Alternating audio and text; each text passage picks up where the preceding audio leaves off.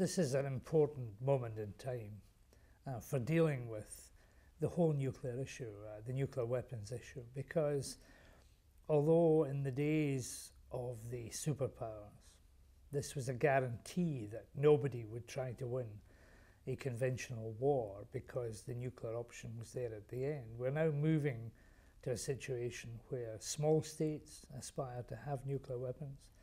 Nuclear technology is freely available.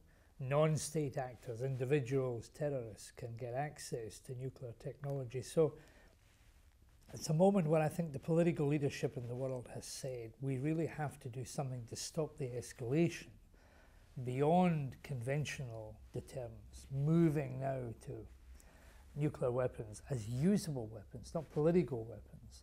And therefore, the moment is right, I think, for all of the parties to say we must do something. First of all, about stopping proliferation.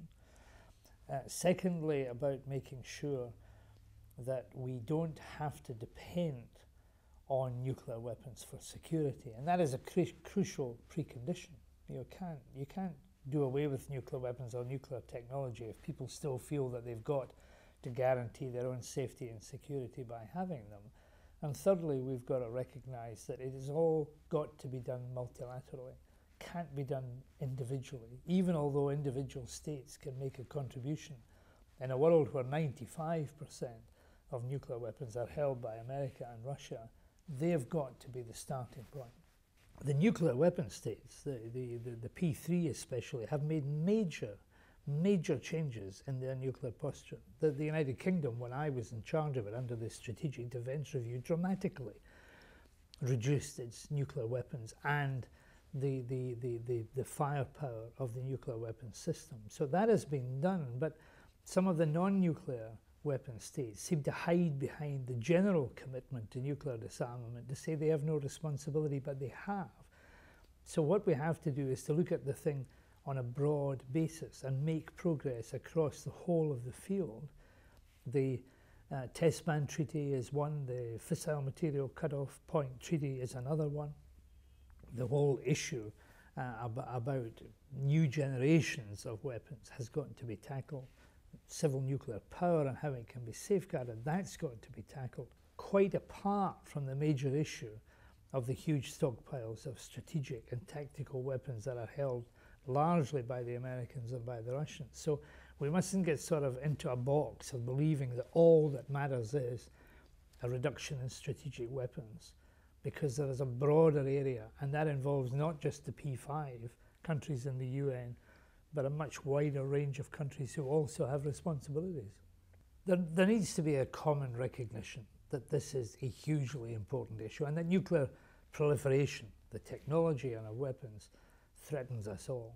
So we've got to try and create a world order where people don't feel that they have got to have these weapons. They were originally designed after the Second World War to stop countries thinking that they could win a conventional war, and in that respect they've been spectacularly successful.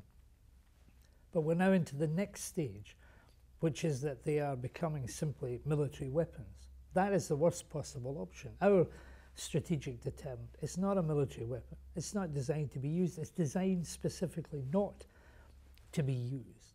And therefore it's in a completely different category to every other military weapon.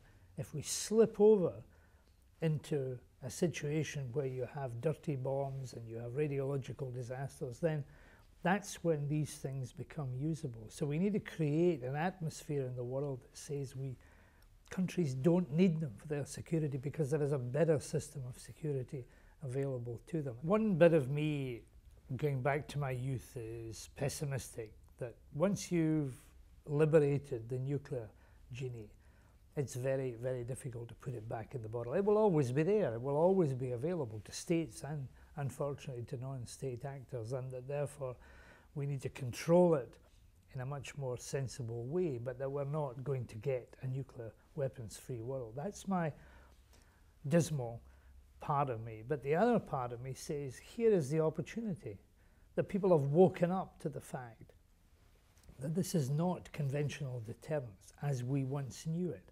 It's a new world where everybody seems to want to get in on the act, and therefore we are all less secure as a consequence of that. So that if you get a common view across the board that this is the case, then I think that the political will carry us forwards. Those who said you can't ban anti-personnel landmines were proved wrong. Those who said you can't do away with cluster munitions have been proved to be wrong. And therefore we've been able to get an international consensus on both these areas. Not a perfect one, but one where we've been able to do it. There is no reason why, in a world of infinite possibilities, where there's political will, driven by an American president who's got new vision, we should not be able to see a world that does not need to rely on nuclear deterrence to keep the peace.